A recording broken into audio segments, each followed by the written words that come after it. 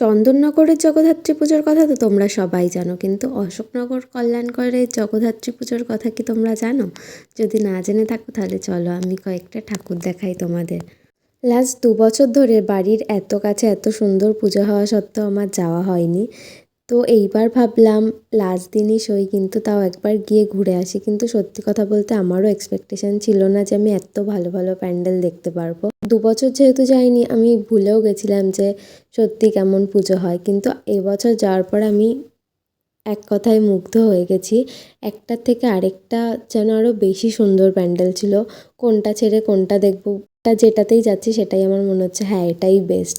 পরেরটাতে গিয়ে লাগছে হ্যাঁ না না আগেরটার থেকে এটা হয়তো বেটার। সত্যি এত সুন্দর ছিল। আর এতগুলো ভালো প্যান্ডেলের মধ্যে ওয়ান অফ দ্য বেস্ট লেগেছে আমার এই সেবা সমিতির প্যান্ডেলটা। ভিতরকার কাজ অসাধারণ ছিল, মানে মাকে দেখলে একদম তাকিয়ে থাকার মতন। আর এখানকার প্রতিমা তো খুবই সুন্দর ছিল। এই প্যান্ডেলের প্রতিমা আমার যতদূর মনে হয় মাকে রিপ্রেজেন্ট করছিল। দেখলেই তোমাদের ফার্স্ট যেই কথাটা মাথায় আসবে সেটা হলো মা কি সুন্দর করে পা ছড়িয়ে তার বাচ্চাদের নিয়ে বসে আছে। এই প্রতিমাটা অসাধারণ লেগেছে। তো আমরা অনেকক্ষণ ধরে অনেক ঠাকুর দেখছিলাম, তারপরেই চলে গেলাম নবজাগ্রত সঙ্ঘে। নবজাগ্রত সঙ্ঘের থিমটা আমার কিছুটা 2 বছর আগে ত্রিধারায় যেই প্যান্ডেলটা করেছিল সেরকম লেগেছিল, বাট এটা অন্যরকম ছিল। আর এটা নিজের মতন করে অনেক বেশি সুন্দর ছিল। এটা লাইটিংয়ের কাজ প্লাস প্রতিমা সব কিছুই খুব সুন্দর ছিল। মানে যেটা বললাম, কোনটা ছেড়ে কোনটাকে ভালো বলবো বলাটা খুবই চাপের। সব কটা ঠাকুরই ছিল জাস্ট অসাধারণ। ও তোমাদের তো বলাই হয়নি, আমি গেছিলাম বনির সাথে। কার সাথে যাবো আমি লোক খুঁজে পাচ্ছিলাম না, আর ওরও সেম অবস্থা, লোক খুঁজে পাচ্ছিল না। তাই লাস্ট মোমেন্টে আমরা দুজন মিলে বললাম ঠিক আছে চ আমরাই তাহলে বেরিয়ে যাই। আমরা প্রচুর ঠাকুর দেখেছি। অন্যদের সাথে গেলে কি হয়, কেউ বলে হাঁটতে পারছি না, ঠাকুর দেখতে পাচ্ছি না, বাট আমরা দুজন প্রচুর হেঁটেছি আর ঠাকুর দেখেছি। তারপর আমরা বুর্জ খলিফা দেখতে চলে গেছিলাম, এটাও বেশ ভালোই ছিল।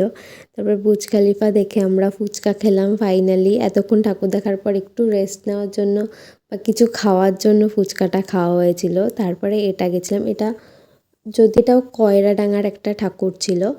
এটাও এটাও খুবই সুন্দর ছিল থিমটা। আর এখানকার যদি প্যান্ডেলটা দেখো তোমরা, গাছগুলো কতদিন আগে লাগিয়েছে ওরাই জানে, এত সুন্দর হয়েছে সব কটা গাছ।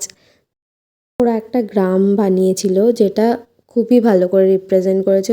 মানে এক কথায় জাস্ট অসাধারণ। প্রতিমাও যেরকম সুন্দর ছিল, এখানে একটা নৌকো রেখেছিল আর লাইটিং দিয়ে নদীর ঢেউ বোঝাচ্ছিল, ওই কনসেপ্টটাও খুবই ভালো লেগেছে।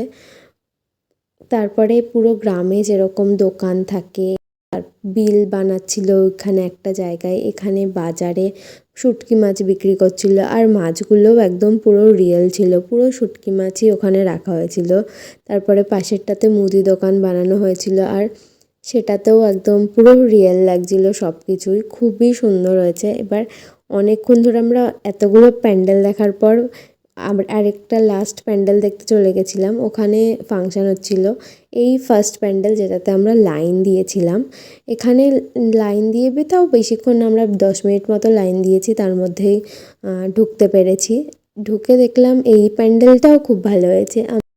আমরা ভাবছিলাম হয়তো এটা অতটা ভালো হবে না, বাট এটা প্যান্ডেল তো সাইডে থাক, কিন্তু প্রতিমাটা এত সুন্দর লাগছিল যেটা তোমরা জাস্ট ফোনে এইটুকু ফটোতেই বুঝতে পারবা। সামনাসামনির কথা তো আমি বললামই না, কতটা সুন্দর লাগছিল। মানে এই প্রতিমার দিকে হয়তো সারাদিন তাকিয়ে থাকা যায়, এতটাই সুন্দর ছিল।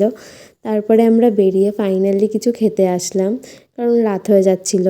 তাই ভাবলাম তা খেয়েই নেওয়া যাক। এই আশেপাশের ক্যাফের মধ্যে এই একটা ক্যাফেই আমরা পেয়েছিলাম, তাই এখানেই ঢুকে গেলাম। খাবারও খুব ভালো ছিল এখানে। আমরা কি অর্ডার করব বুঝতে পারছিলাম না। তারপরে একটা নুডলস আর একটা প্যান ফ্রাইড মোমো অর্ডার করেছিলাম। তাড়াতাড়ি খাবার দিয়ে গেছিলো, কিন্তু আমরাই এইটুকু খাবারও আমাদের বেশি হয়ে গেছে, ওইটুকু আমরা শেষ করতে পারছিলাম না। তারপর বহু কষ্টে শেষ করেছি। তারপরেই চলে গেছিলাম সেবা সমিতির মাঠে। ওখানে নাকি আজকে রাতে ফাংশান হয়, আমি জানতাম না। ওখানে ডিজে আসে আর সবাই নাচে। বনির ওখানে মাসি বাড়ি, তাই ও খুব ভালো করে এই ব্যাপারগুলো জানে। তাই ও বলেছে চ দেখতে পাবি, প্রচুর লোক আসে।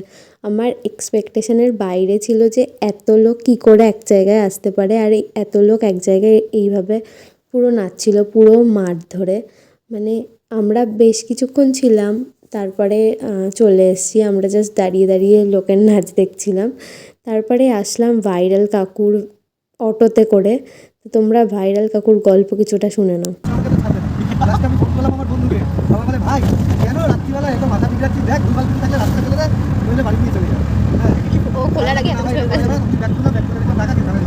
ওই রাত্রিবেলায় অন্যকে বলে কিন্তু নিয়ে যেত বল। ফেসবুকে বলছিলাম কাকুটাকে যে একটা অটোওয়ালা দেখতে পাই, তোমাকে আজকেই দেখলাম। সত্যি নিয়েও তো যাতে পারো। হ্যাঁ দিয়েছে তো। একটা না এরকম বলতে এসেছে। তো তোমার বাড়িতে আমার লোকজন আছে তোমাকে দেখতে। হ্যাঁ বলে ইন্টারভিউ হয়েছে না আমার। ইয়ো কাকু তুমি তো সেলিব্রিটি হয়ে গেলে। তারপর কাকুর গল্প শুনতে শুনতে প্রচুর মজা করতে করতে আমরা বাড়ি চলে এসেছি। রাস্তা দিয়ে আসছিলাম, তখন বনি বলছিল ওর কয়েকটা ফটো তুলে দিতে, তো রাস্তায় ওর কয়েকটা ফটো তুলে দিলাম। তারপরেই বাড়ি চলে এলাম। তো আজকের ভিডিওটা এই পর্যন্তই। ভালো লাগলে like, comment, share and subscribe করে দিও। আজকের মতো টাটা।